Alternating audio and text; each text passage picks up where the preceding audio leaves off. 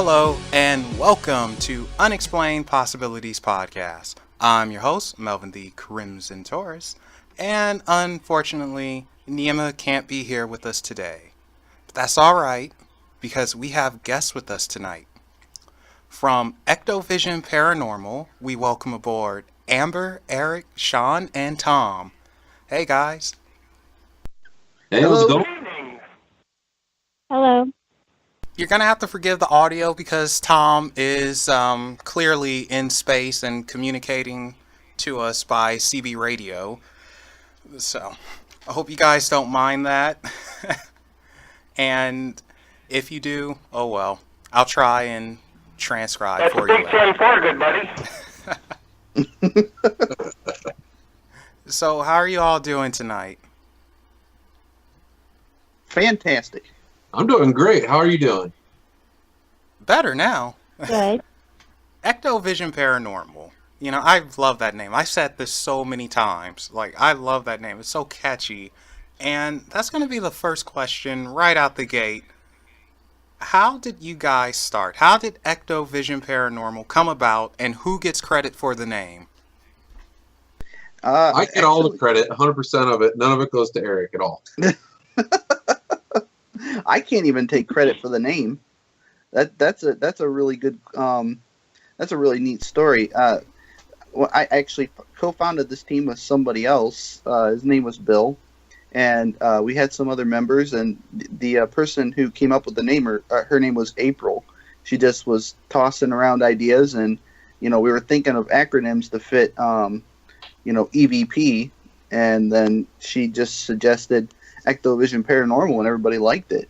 So, I mean, other than that, there's not a real big, long story to it, I guess. It's just a real clever, catchy name.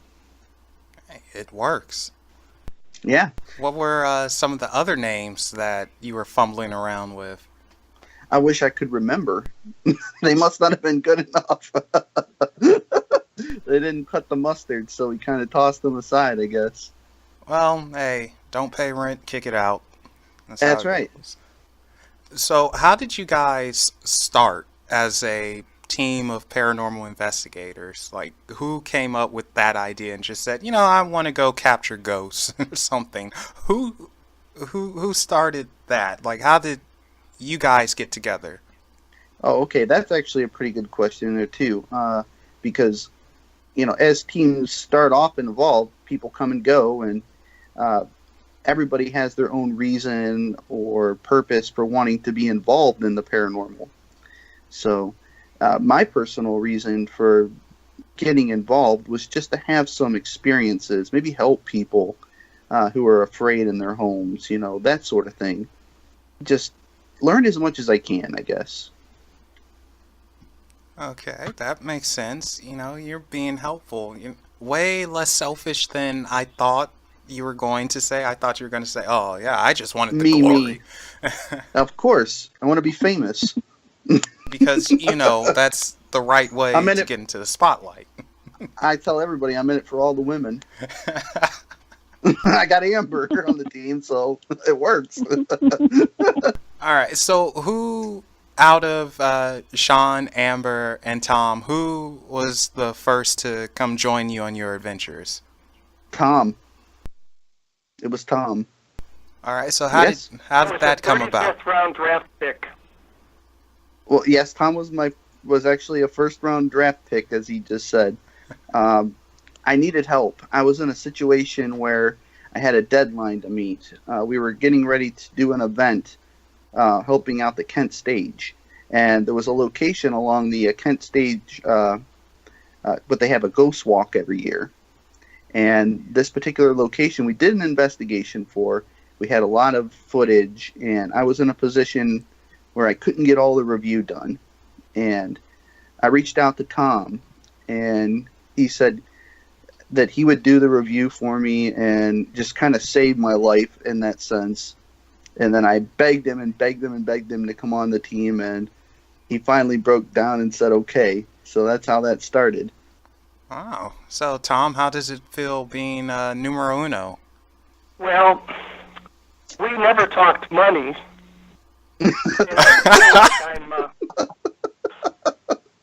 I'm really, hey, you know, I mean, I get a lot of zeros, you know, not too many dollars, but, you know, every once in a while he throws me a meal. So I guess it worked out okay. All right. And after Tom, who showed up? Okay, then the next person was Mr. Gilmore. Sean, I met Sean about the same time that I had met Tom. However, Sean and I didn't really speak until several months after this. He showed a lot of initiative and a lot of interest in the paranormal. And there was something about his demeanor that caught my eye. And he had no idea that I had seen him or that he had left an impression on me.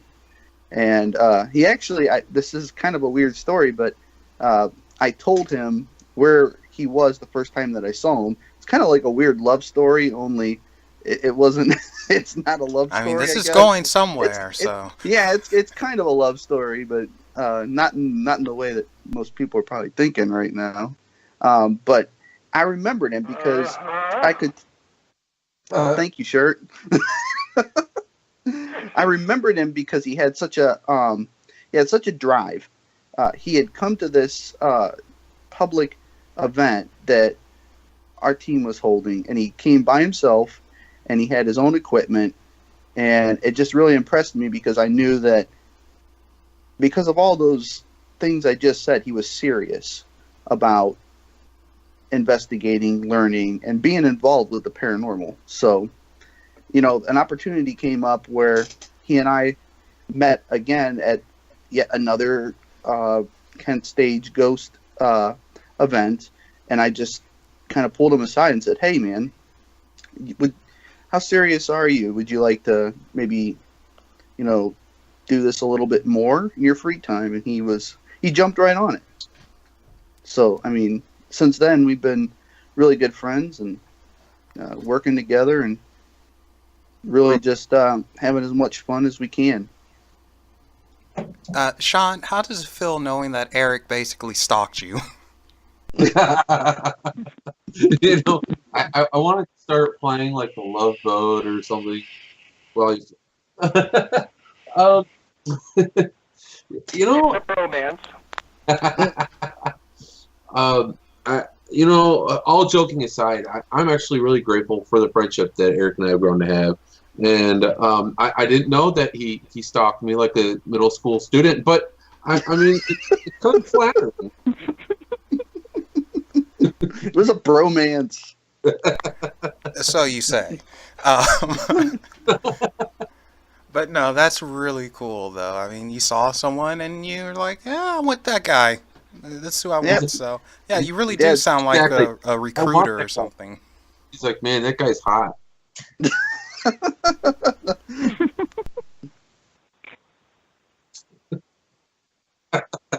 How did Amber join the team? Okay. I sound like a broken record, but I would say 1 year after I had met Sean, and maybe it was 9 months, somebody can correct me if I'm completely wrong, but we were having another event at the Kent Stage again. This was the George Norrie Paranormal Weekend event. This was the first time that I met Amber. She didn't have hair quite as long as she has right now, but anyway, Amber looked different, and I guess that's not relevant to the story, but I still remember seeing her.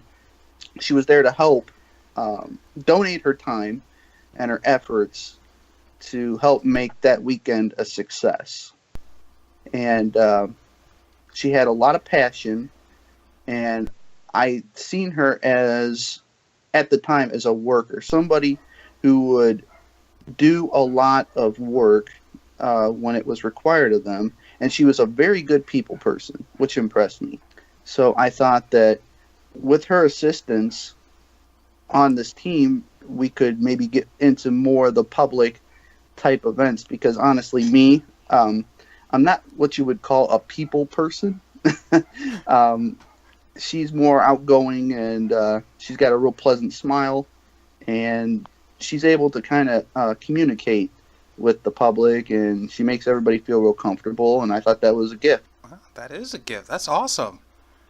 Amber, how did you feel when Eric approached you and was like, hey, I have a paranormal team, want you to join? Well, I actually had met all of them through different places and different people, so I felt really welcome because I had already met everybody through other places, so I was ready to come on board. I felt like I knew all of them already, so I was more than happy to. It was a great opportunity. Wow, look at that. Everything just fell into place. Yeah, with Amber, It was really neat with Amber. I'm sorry, I want to add my little 2 cents here. She actually came and investigated. I have a little side project, if you will, called Spirit Valley Paranormal. And she came out with us, and I was really impressed with her. So I also, Eric and I were both very happy to bring her on. So she's been a great addition ever since. Right on. So clearly, if this was a basketball team, Amber, you're the center. You dominate. That's simple. I had done stuff with Tom before that too, and I'm a people person. I love being around people. I can talk to just about anybody. Sometimes they like it, sometimes they don't. Well, you know what? That's never a bad thing, because, if you're a people person with the living, then you must be a people person with the deceased. So, it works. Yes, it does. Here's the other thing. You guys have day jobs and families, and yet you go to these haunted places to hang out with spirits. Are you all crazy? Who wants to field that one? That's debatable. Sanity is the playground for the unimaginative. So what I'm getting at is, how do you just decide, like, hey, you know what? I'm kind of passionate about the afterlife and the paranormal. I want to see if I could get some evidence. How does that just come about? I think it's different for everybody, Melvin, but each person has a very interesting, I guess, reason for why they do this. With a lot of us, it's just our own personal experiences, and we want to try to find some way to share that with others, because there is a lot of skepticism in what we do, obviously. Of course. And if you're able to capture something that you're not able to explain and then share it with people who may be on the fence, it kind of gives you the warm and fuzzies. I don't know. But everybody's got their own reason. I really like Tom's. I like his, because it's so simple. And he just shared this with me about a week ago again. Oh, Tom, let's hear it. What's your reason? I got interested in the paranormal basically by watching some of the television shows. I decided I would go out to a local cemetery in the middle of the daytime. I took a digital thermometer and a digital recorder, and I sat on a bench and started talking. Talked for about 15 minutes. Didn't expect anything. But when I got home, I plugged it into my computer, and all of a sudden I started hearing these voices.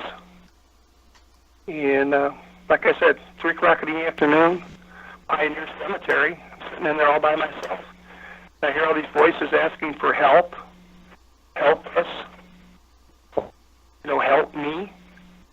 And very simply, I heard that. I was very compassionate and wanted to see if there was some way I could find to help these spirits that may be separated from their families, trapped in the environment, or, by themselves or by other conditions. And basically that's it. I just wanted to help. That's how I started. Wow. It's nothing too out there or anything like that. Just wanting to help. That's amazing to me. Yeah, I think that's simple and beautiful. Yeah. I think that's all the right reasons. Because oftentimes, I've spoken to a few other people and I asked them, like, oh, yeah, how did you get started? Sometimes they'll say an experience, of course. And other times, I shouldn't say this because I never aired it, but I'm going to say it anyway and probably get in trouble. But one said it was quite literally because they felt like they could be an action hero. So that was I wonder how that worked out. probably not too well. But hey, everyone has their reason. Amber, what about you? Well, some people run from what they don't know, and some people want to find out more about what they don't know. For me, it's finding out more about what I don't know and don't understand and communicating with them. I want to know. I want to know what's on the other side. So the unknown attracts you. It does. It really does. I wanna know more. I do. I want to know what's on the other side. I can see them. I can hear them. I can feel them. And I want to understand. It's all about understanding. So a quest for And knowledge. I do. I want to understand. Yes. Again, another good reason. And Sean, Eric, we know your reasons because you said it on the very first podcast you were on, with me anyway. So I'm not going to have you repeat it, but instead I'm going to say, people, if you want to hear it, you're going to have to listen to that show. It was with Nikki Paranormal, Darren Evans, and Sean and Eric. So you're going to have to dig in the archives, or I'll probably just link it. Most likely that'll be easiest. Now, what does your family say about you going out and investigating? My My family? family thinks it's fantastic. Okay, so Amber, they support you. They're like, go, go, go. Fully supports. My family does. Some members of my family does it with me. Really? Wow. Well, My sister took me on several of my first ones. Yes. oh, wow. That's no arguments between you two, right? No. Okay, good, because that I know siblings can they could get into it if they disagree about stuff. Sean, what were you about to No, say? I actually tried to shove her. Oh, go ahead, John. No, it's okay. You and your sister can go. No, I'm kidding. My family is very mixed emotions. I get some support, and then there's my grandfather when I talk to him, and he says, "So, keeping it G-rated. So, are you still doing that weird stuff?"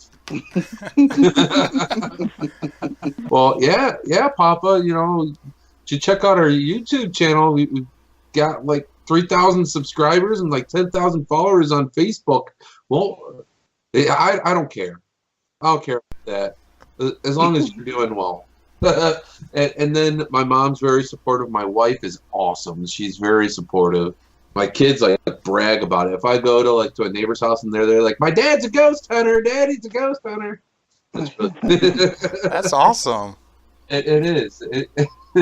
And yeah, so I do get mixed emotions. Like, I don't know. The rest of my family, I don't know. But that's okay. We're all into our own stuff and we all do our own thing. So I think that's cool. What about you, Tom? Your family? Yeah. Part of my family gives me support. My wife has seen some spirits, so she supports what I do. I have 3 sons, and one of them supports it. And one of my grandchildren supports it. And basically, that's about it. Otherwise, I'm on my own. But it's good to have support from the wife. Oh yeah, the missus has to, or else you'd be in dog poo. So, Eric, what about you and your family? Oh, my family. I get a lot of support from my parents, and a few of my family members here and there sporadically. They'll kind of watch some of the stuff that I share, and they really like to discuss, some of their own personal experiences with me, and I like to listen to them and offer maybe some kind of insight into maybe something that they've experienced in the past. But for the most part, very supportive. Even though we may have some different ideas of what it is that we're investigating, versus what they believe and I believe. But all in all, I'd say it's been very supportive. That's always a good thing because I know it's a few people who they don't have that support, and even though they love what they do, it's still kind of it grinds on them a bit because they're solo. So yeah, you don't really want to be solo for too long, but at the same time, how do you stop doing something you love? Mm-hmm. All right, so I'm gonna direct this towards Tom first. Has there ever been anything that has followed you home from an investigation? As a matter of fact, I had a spirit that followed me from a basement in Cuyahoga Falls. I actually know the name of the spirit. It was Chloe. And basically, whenever I went someplace and I brought out my digital recorder, I would hear her voice. And she would do things like say, "Tom, it's me, Chloe." And I mean, I'd go to Toledo. I'd go down to Mansfield. I'd go to Kent, down to Akron and Glendale Cemetery. And her voice would be there every time I brought out that digital recorder. She followed me for about 2 years. And then finally either she got bored or she crossed over or something happened, but she's no longer with me. I'm sorry, my mouth dropped open for a second. That's pretty cool. I'm assuming she was nothing but positive. You didn't feel any negative intentions or anything from Oh, her. absolutely not. Okay. We were in a basement and a psychic described her to me. She described her as a woman with her hair up in curlers. She had on a scarf like they would wear, like Rosie the Riveter would wear in the picture, World War II pictures. And she was just a little old lady, basically. And she says she was afraid, and she knew that I was, like, safe. So she was hiding behind me, and when she was trying to get close to me, she was pushing right on my back. So not only did the other woman see her, but I could feel her also. Wow. That's quite the experience. That's something you're never going to forget. Like I said, she was with me for about 2 years. Then finally she was gone.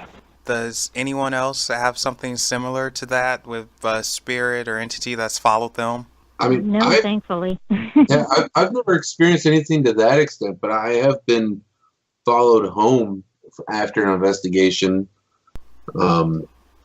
There was one investigation, actually, being an empath, I have to shield myself in order for protection and everything. And I decided for one investigation, let's see what happens if I don't shield.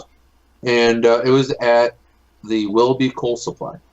And I regretted it in a moment in the investigation. You can actually kind of see it in the video where we're in a circle in the upstairs, and I just felt like drained, and it was a really weird experience. So anyways, long story short, something was thrown at me at that location, and so I came home, and the next day I was going to the bathroom, and I, not to be too personal, but I was sitting there, and I felt like someone was standing in the doorway watching me. They were just staying, and you know how you could feel a presence, and that's exactly. It felt like there was someone there, and I was like, okay, whatever. I just blew it off, but the thing is that feeling just wouldn't go away, and then by the end of the day, I was feeling depressed and drained, and I could just tell that it was starting to affect me. So I had to bust out the sage, and I think I took about 3 times of saging and praying to Saint Michael, Archangel Michael, to get him to go away. Took about 3 days, I think. Yeah, no, you probably should have known right away. If someone's trying to peep on you in the throne room, we have an issue. Man, that's sacred ground right there. So, Right. Well, it's not when you live in a home that has activity. You kind of get used to certain things, and you get used to that feeling of being watched when you're in the shower and things like that. And so that's why I was kind of able to blow it off at first. But then once I started noticing, hey, this is not normal. yeah, it was the other things that added on, and it's like, Exactly. still though, the throne room. Amber, you said you have not had that. You even said thank God after it. So I'm assuming you don't want that. No, I have stuff here already, and like Sean does, we shield ourselves. We protect ourselves as best we can from things like that to make sure that things don't follow us home. And sometimes we do have to take extra measures to make sure that things don't follow us home, because we do get attacked sometimes. So we try to make sure.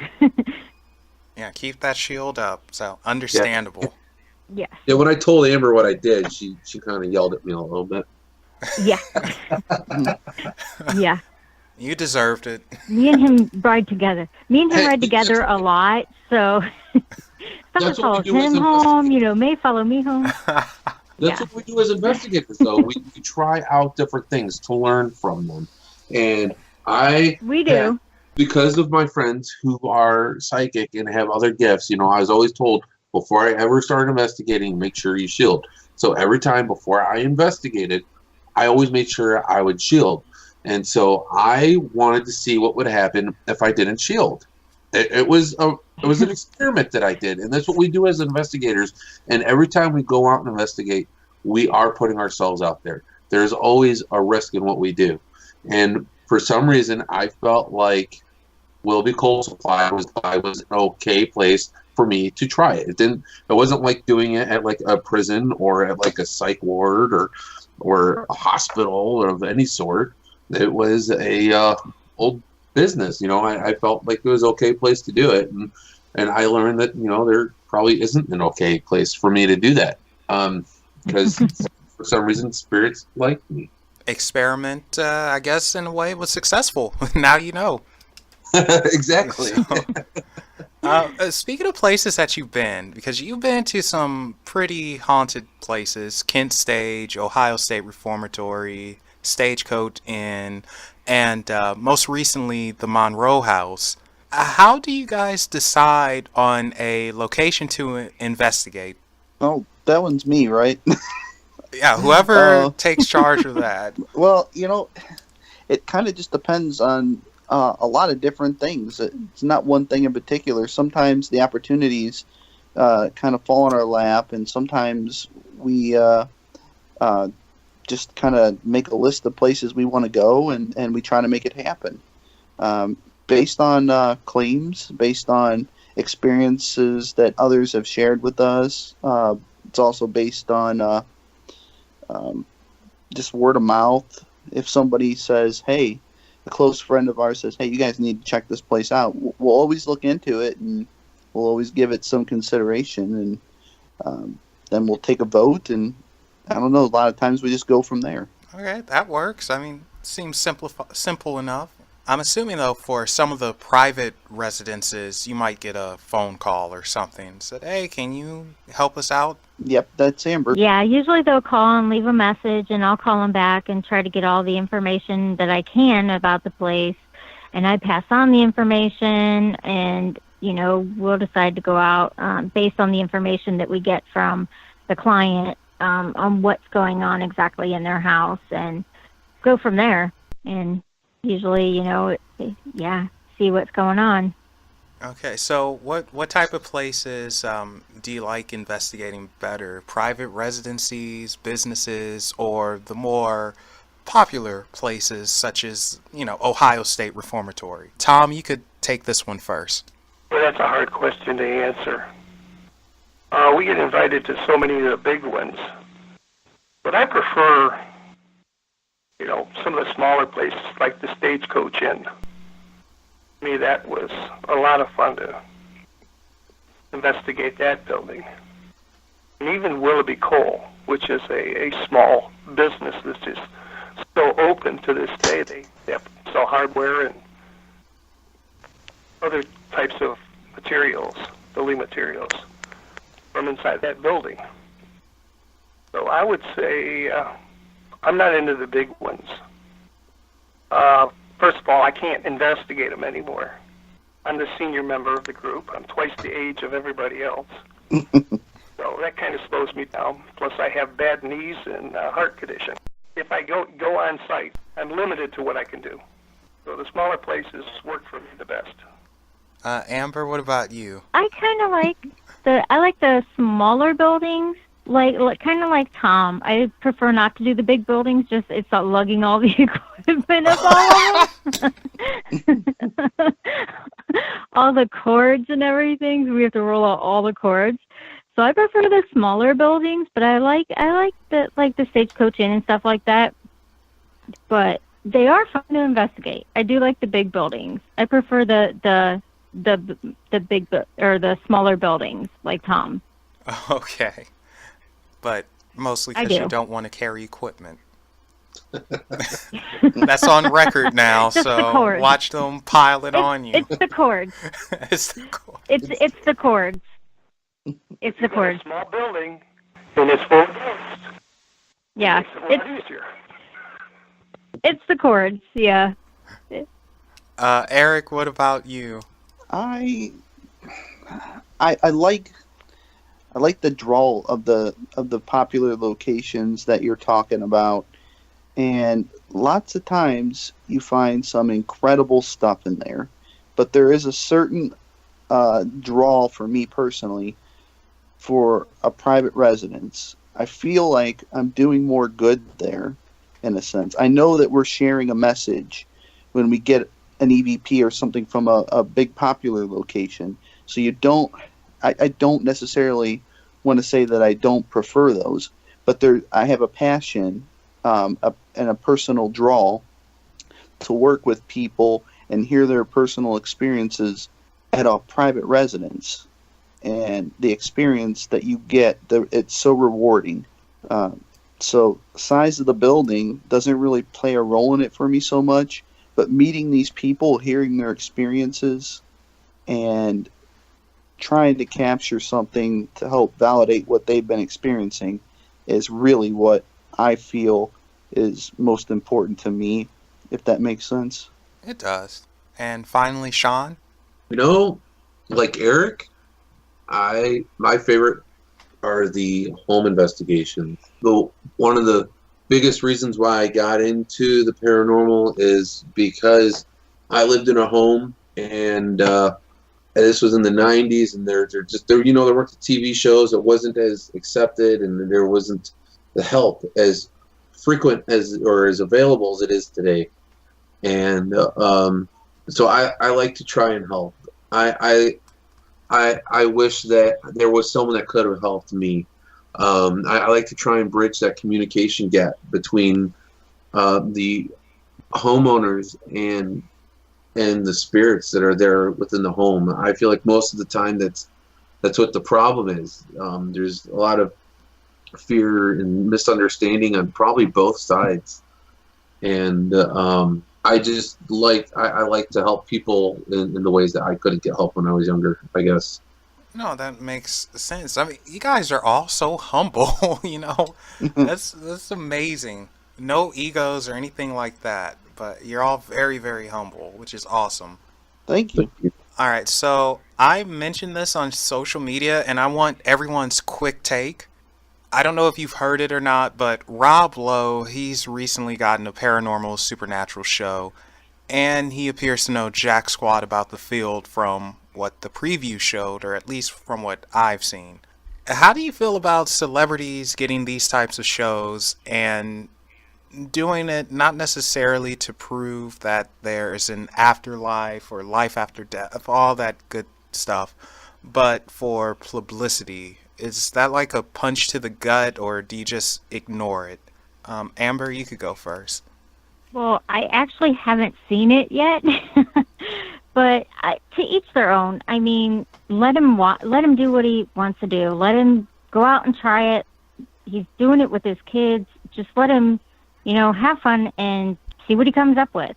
Let him, I know everybody's bashing him. I know that. Oh, boy. Just let him. I know that they're bashing him. I do know that. But let him go do what he wants to do. Let him see what he comes up with and just go out there and try it. I mean, if they want to try it, try it. See what he comes up with. I mean, if he comes up with something, then he comes up with something. If he doesn't, he doesn't. To each their own. Eric, what about you? I kind of think similarly to what Amber said. I realize I haven't watched the show. He could maybe be pretending like he doesn't know as much as he actually does know, just to make the show a little more interesting to the viewers, so they can sit and point and laugh. So I really don't know. I haven't watched the show. But, I guess it doesn't really affect my life in the end. We do what we do. And if that's what they want to do on their show that they have, then that's fine. It's our choice to either watch or not watch. Sean? Yeah, I've seen the Rob Lowe show, and as a father, I like the idea of it. As a person watching the show, and being an investigator watching the show, I don't know. At least they don't primarily only do paranormal investigations. They also go and look for aliens and Bigfoot and they went and looked for a supposed under the ocean base or something. So at least they aren't doing just paranormal, and they're doing all sorts of unknown. And they're trying to. I don't know if he and his sons are actually really trying to learn something, but you know what? Like they said, to each their own. And if they have to have a TV show to try and have the experiences then you know what? So be it.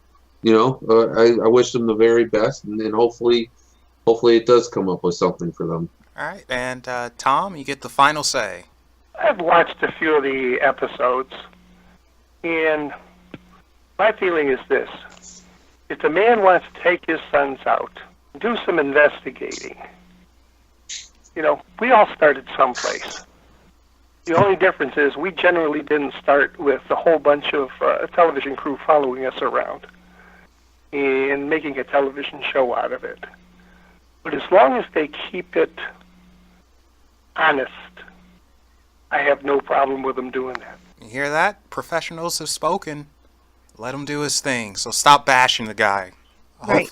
Hopefully they get that message from Unexplained Possibilities. Like, we're the big shots here.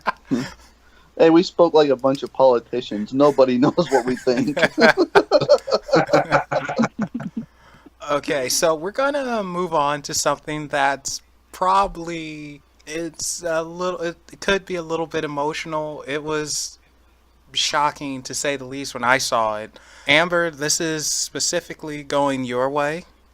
During the paranormal investigation of Licking County Jail, the sheriff's living quarters in particular, you had, I guess some type of energy like that hit you or did something to you, and you were on the floor, and like the emotions were just coming out of you. Do you recall that? Yes, very well. What was going on there, and is that a common occurrence?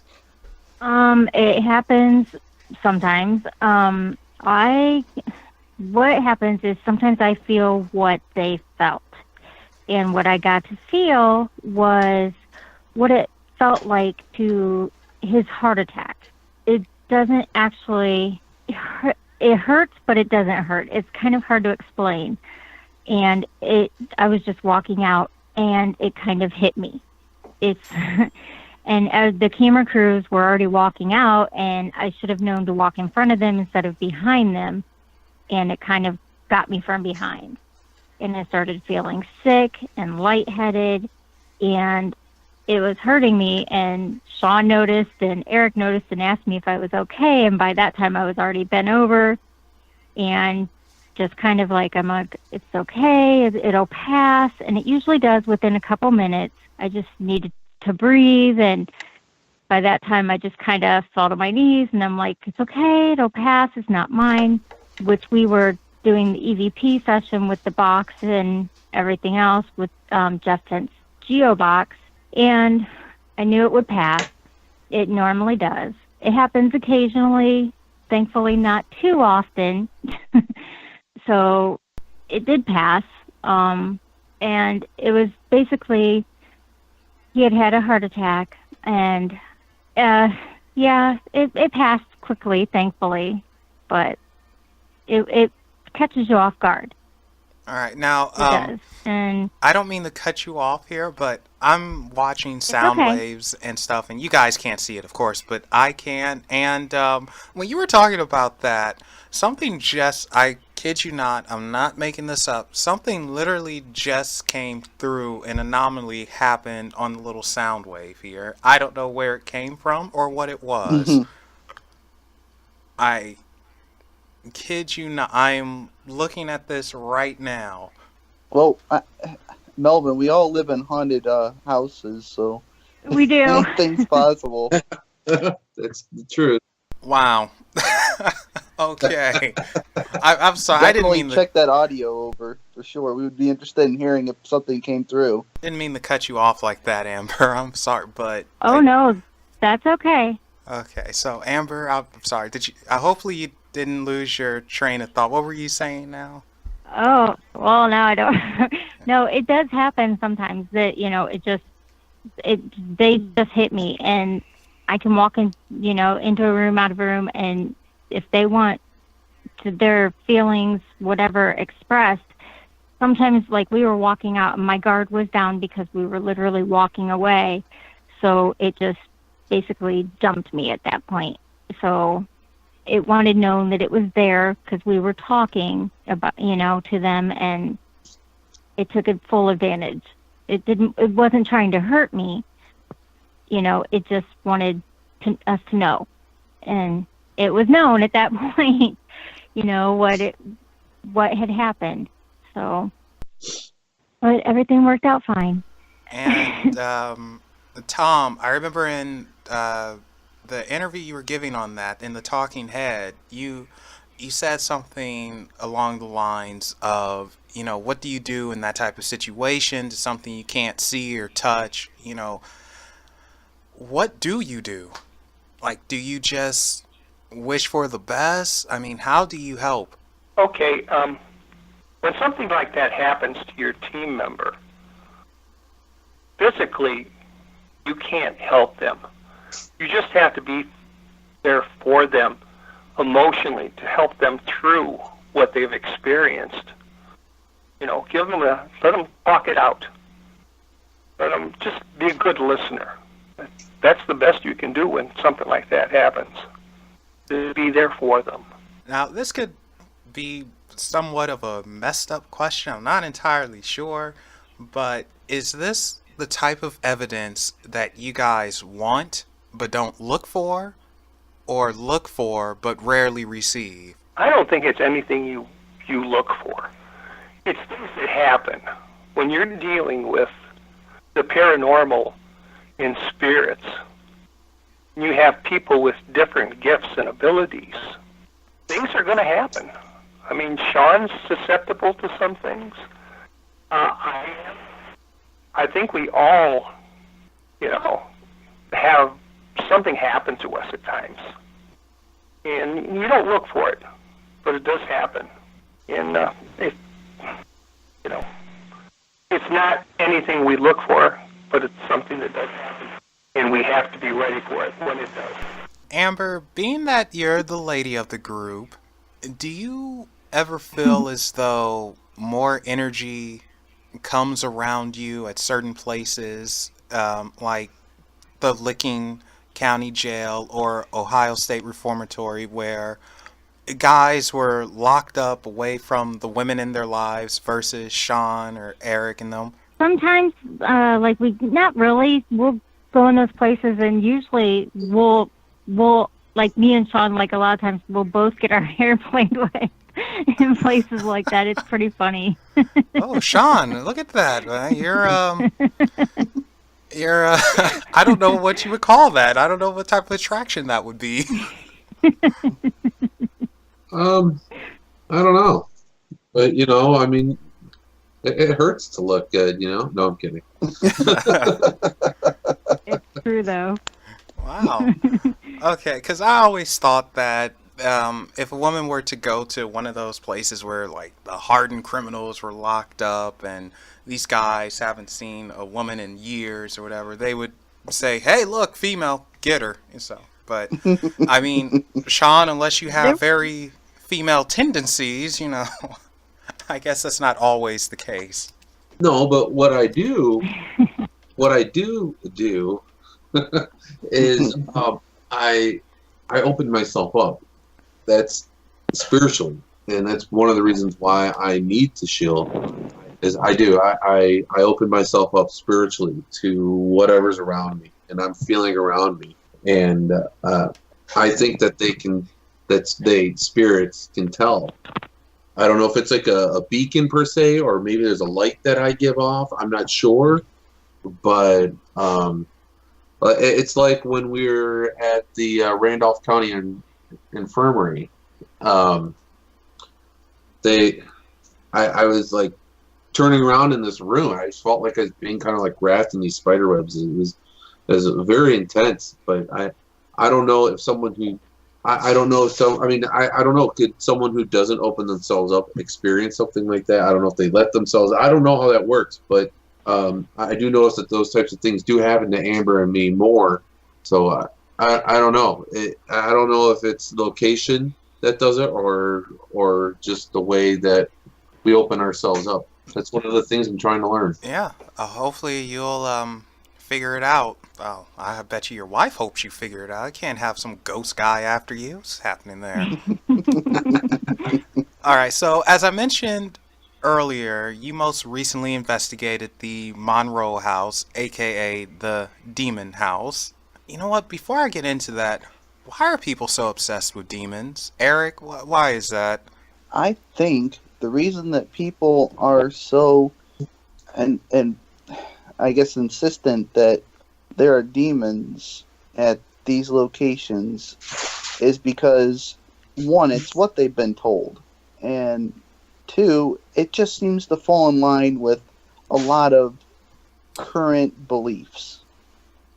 However, for us investigators who go out there and do the research and really just kind of dig in and go to these places and try to capture things and experience the paranormal, it doesn't feel like that.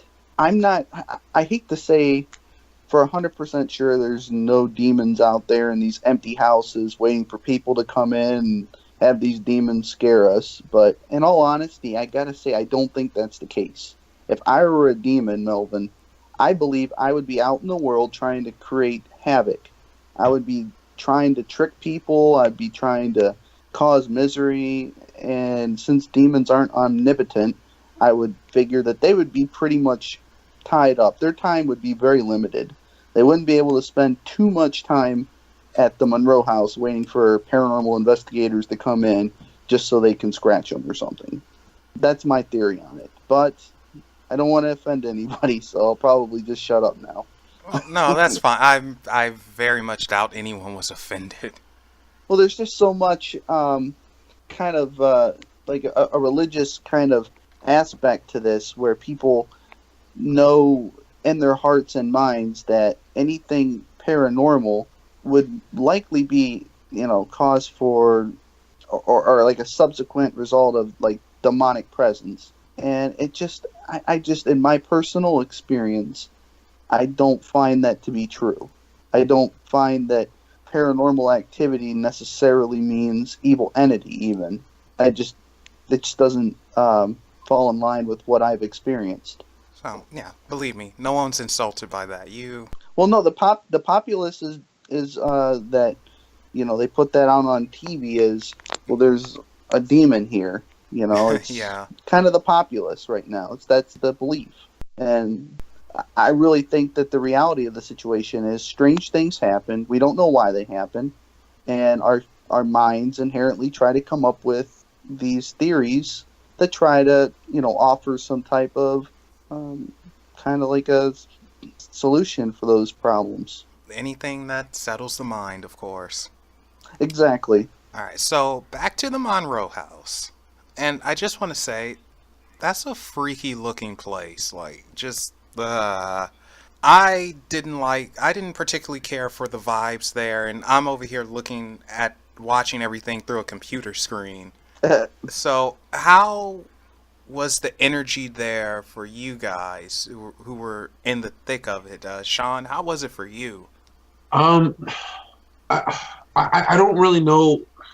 Honestly, being in that house felt to me like I was in a cemetery.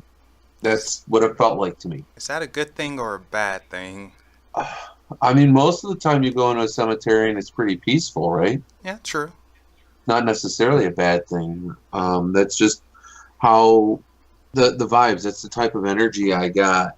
I think that there's some residual upstairs, like where people were getting sick, because I was feeling it too, and we couldn't find a source of it.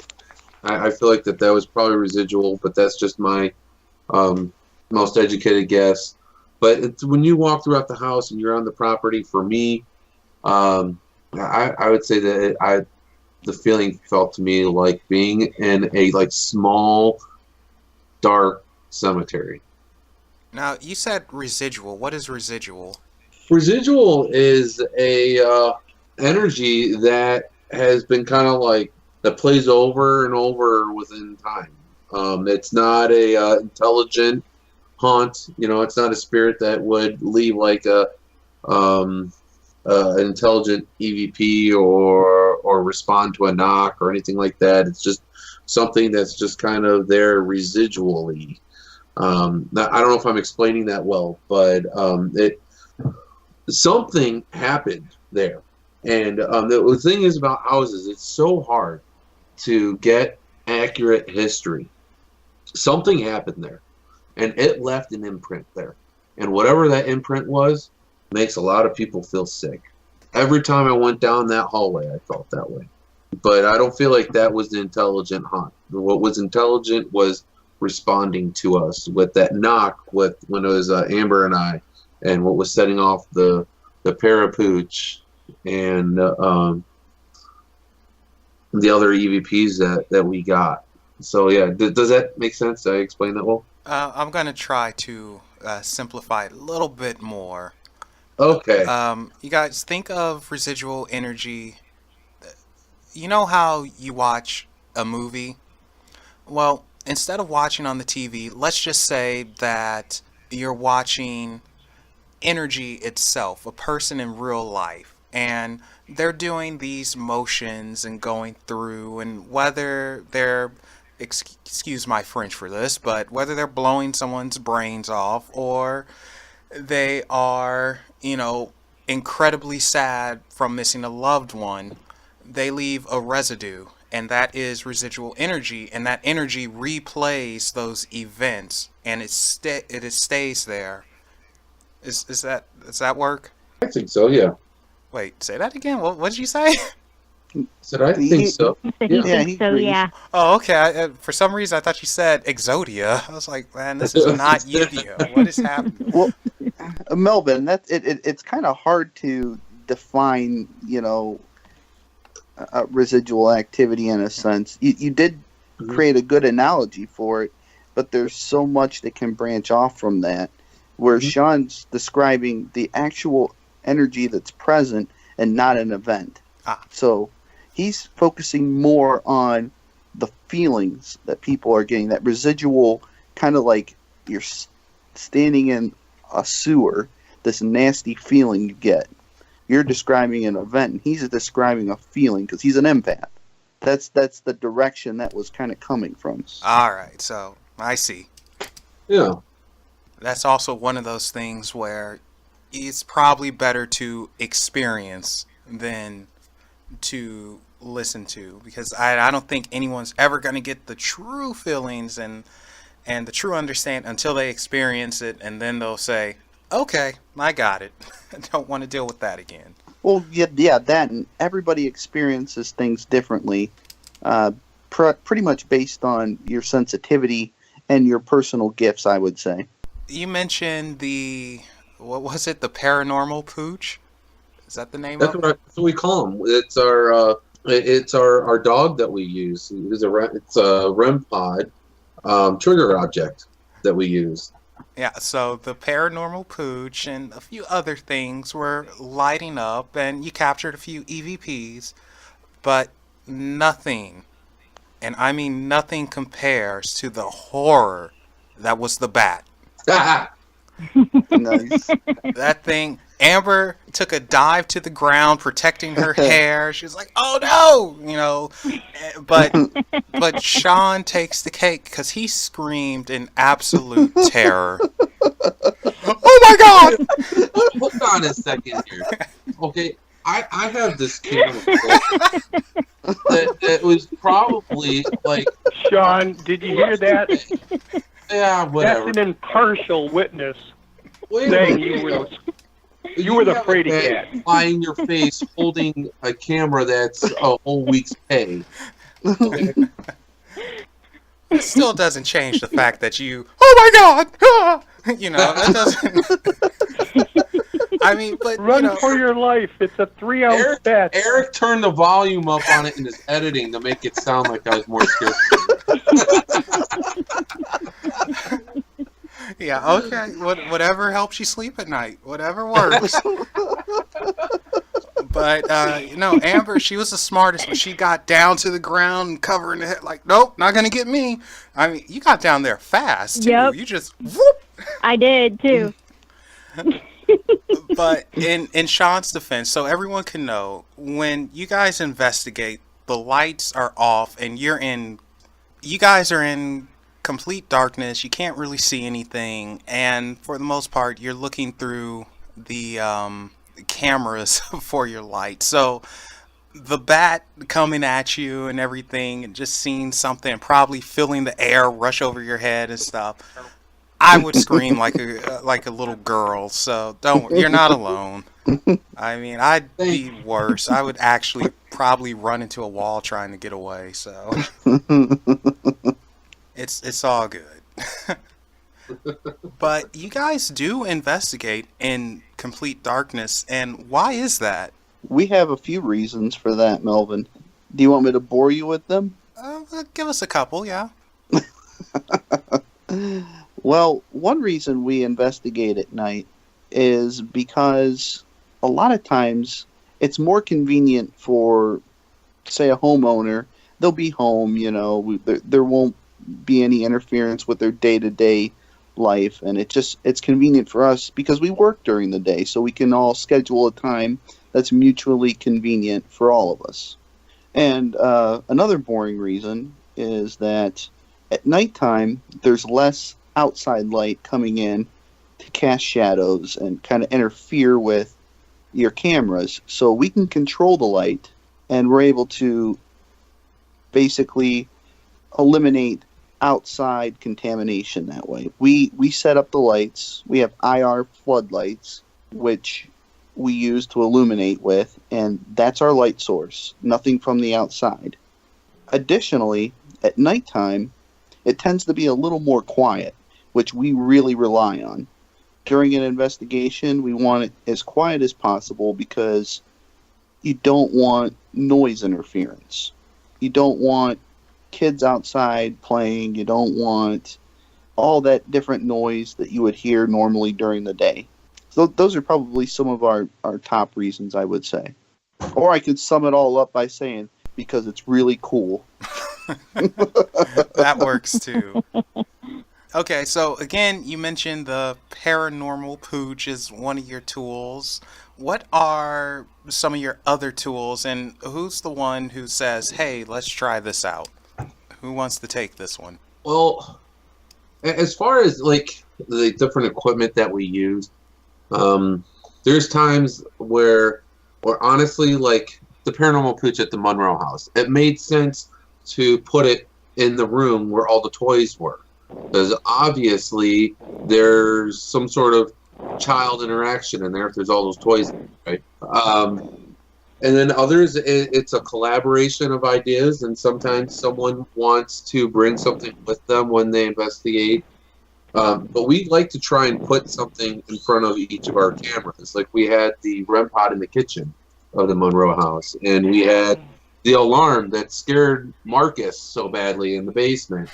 So we try to do that because we want anything we can do to try and validate any sort of interaction.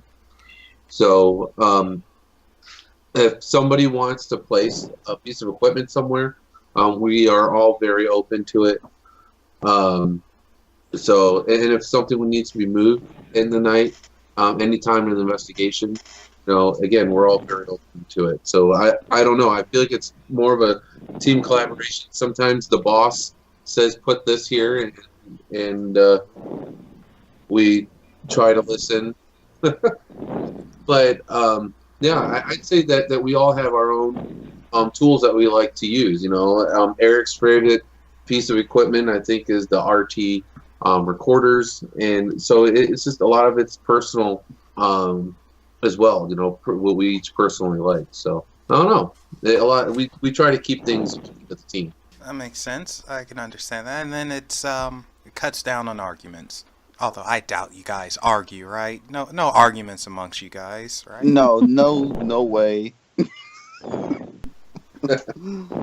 Okay, so also at the Monroe House, you guys caught a few voices, and one of them in particular was a voice that everyone seemed to have heard, and it was kind of chilling in the sense of, oh wow, this is wow.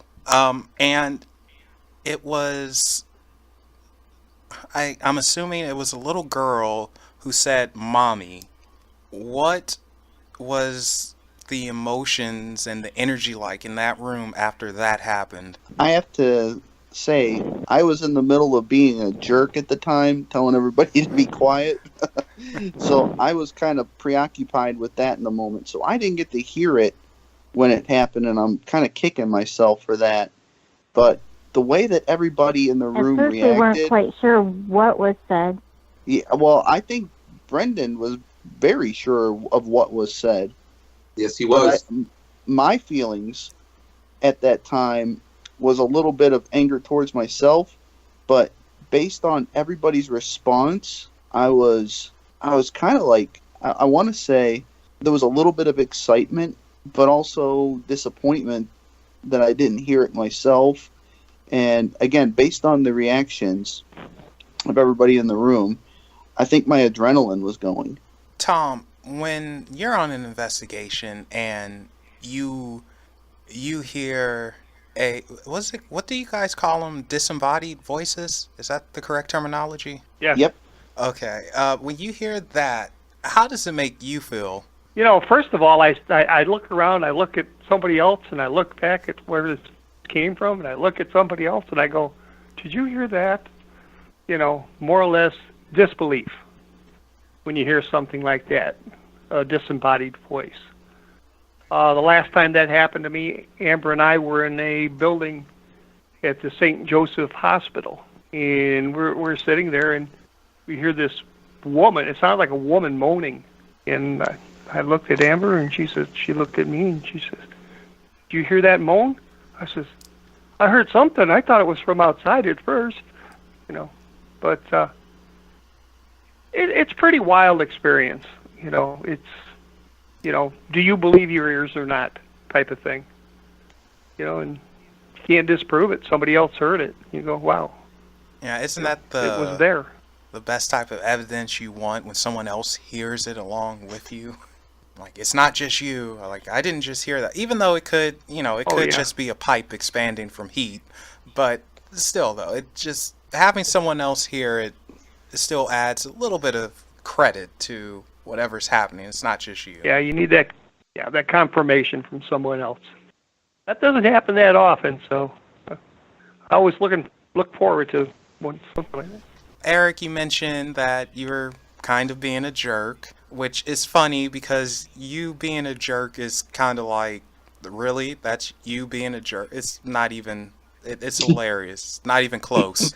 So, but you mentioned that because I believe everyone was getting excited when, I don't know the name of this tool, but it was like a little thing in the center of the room. It was lighting up It's a and going in a circle. Periscope 360. Yeah, okay, so that was reacting and lighting up, and people were just bombarding whomever was there with questions. And, you kind of got like, okay, guys, calm down. But is that one of the ground rules that you have for the team? Like, not too many questions, just keep it simple and maybe yes or no questions? Yes, especially with a tool that's designed to do such a basic function. You want to ask a simple task and allow the spirit to interact through that device, in theory, and communicate that way. You can't ask, say, you can't do like spitfire questions, rapid fire.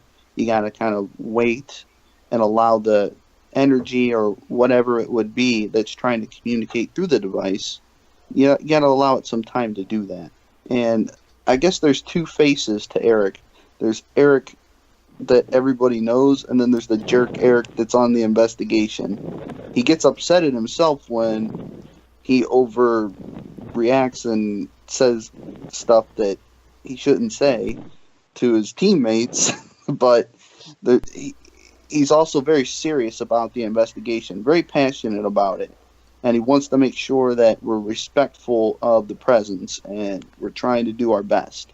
You only get one shot at this normally. Lightning does not strike the same place twice. So you got to try to do the very best you can all night round. Otherwise, there's an opportunity that you've missed that you're never going to get again. And that's kind of how I felt in that moment. Okay, that makes sense. The passion is flowing and it's like, come on, let's not mess this up. I can understand that. Amber, did you slap him on the way out? No, not that time. Okay. I would say that she did, but it was unrelated. Okay, we're gonna start wrapping things up here. So for this last thing, and this is probably gonna be hard for everyone to answer, but we're gonna give it a go anyway. It has nothing to do with unicorns this time, I promise. Nice. Alright, so Sean, we'll start with you. What is a place that you will never go to again to investigate? A place that you want to go back to investigate? And a dream spot that you want to investigate? A place that I'll never go back to? I don't know if there is a place I'd never go back to. Well, honestly, I'd like to go back to. There's a couple different places I'd like to go back to though. All of them. The Monroe House was awesome. Licking County Jail is one of my favorite places we investigated. And there's some places where I wish we could have gotten more interaction, or maybe I would have tried a couple different things during an investigation. Honestly, I'd like to go. I don't know if there's a place I wouldn't go back. Each time you go to a location, you learn something new, and to go back to a location and investigate again, like the Stagecoach Inn, that place was fantastic. Each time I went there, we had a different type of experience. So, I don't know if there's a place I wouldn't go back to. Even if I had a bad experience or a terrifying experience, I would probably still be willing to go back there. Because it's about learning and spreading the knowledge. So I'm not, I don't know. Sorry, I don't have a very definitive answer for that, because I mean that's fine, because I kind of figured no one really would, because it's almost like picking your favorite kid. Pick your favorite child. It's like you can't do that unless one brings home $1 million, and yeah, other than that you can't do it. Right. That's true. What about It's a dream location. dream location? I have a lot of those too. But if I had to pick one, I don't know if I could pick one. It's a tie between the catacombs and Poveglia, or however you're supposed to pronounce it. It's an island in Italy. In Italy, yes, that crazy Yes. place. I think they actually destroyed that place now. What? Yeah, I'm I pretty haven't sure. looked into it. Yeah, I'm But- pretty sure they got rid of it. It was too haunted, and I think they took it out. But so then I guess that would bring me back then to the catacombs. But I also really want to go to Ireland and Scotland and go to those castles there. And there's so many places on the West Coast I want to go to. I just want to go everywhere. So if anyone wants me to go investigate somewhere and they want to pay for me to go, I'm free. Do you take Monopoly money? As long as you accept it as a form of payment, yes. Tom, what about you? A spot that you never want to go back to, a place that you do want to go back to, and a dream location. Okay. Place I don't want to go back to is Terra Vista Cemetery, also known as Tinkers Creek Cemetery. A lot of bad vibes in that place. I felt I was surrounded by spirits, and basically it was not a very comfortable feeling. It was an unwanted feeling. So that would be the place I really don't want to go back to. Besides that, my legs won't carry me back up that hill again. Okay, another place I would really like to go back to is the Mansfield Fire Museum. I love that place. And the last one I would like to is locally here in Cleveland. It's called Gray's Armory. I'd love to get into that place and snoop around. That'd be awesome. Amber, same question. Oh, geez. I haven't really been anywhere yet that I wouldn't go back to. I would, because like Sean said, everywhere that we've been has been great. That, you know, so and each time is different that you go back there. So I haven't been anywhere yet that I wouldn't go back to. And oh gosh, my favorite place. God, that's hard. I would have to say, I don't know. I've been a lot of great places, so I don't know. I would have to say, that's hard too. They've all been great. I don't know. That's hard too. I don't know. I don't really have a favorite because they've all been pretty fantastic. So I can't pick one of those either. Okay, that's fine. Yeah, I can't pick one. Where I would want to go to investigate is the Winchester Mansion. Ooh. I would have to pick that one. Ooh. I would love to go there. That is in direct contradiction to I don't like to run cords.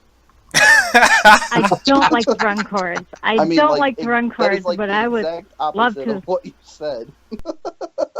I do not like to run cords, but I would love to go investigate there. Of all the places, though, that house, huh? Okay. And Eric, the same thing for you. Okay. The first answer, where I wouldn't want to go. Yes, where? There's no such thing. Okay. No such thing. My favorite place. That they're right. There's just every place has its own unique feel, and once you're there for a while, you feel like you're welcome. You feel differently. I don't know, but you always enjoy the experience and appreciate it. So it's hard to say. It's like putting a kid in the candy store. You want it all, you know. So you can't pick. I agree with these guys. It's just too hard to say this is my favorite. Each place offers something different every time. We would go back to many of them, all of them. We love them. And my secret place I want to go someday, I got to say Greyfriars. I would love to go to Greyfriars. I think that would be phenomenal. And there you have it, guys. Thank you all for coming on and sharing your experiences with us, telling us a couple of your little team secrets, what's happening behind the scenes, and dropping knowledge bombs on us. Eric, for people interested in EVP, where can they check you guys out or get in contact with you? You can find us on many of the social media platforms. We're on LinkedIn under EctoVision Paranormal. You can find us on Facebook under EctoVision Paranormal, Twitter, and Instagram. And the few of us that know about Pinterest, you can find us on there. And we're also on YouTube. And all those links can be found in the description below. And also, don't forget to check out Unexplained Possibilities Facebook page and Twitter. Thank you all for listening. Once again, Eric, Sean, Amber, Tom, thank you guys so much for coming on and staying up late, because you're all East Coast and I'm West Coast. So I super appreciate it. And remember, guys, there are things that go bump in the night. Go ahead and tell them about it. Bye, everybody.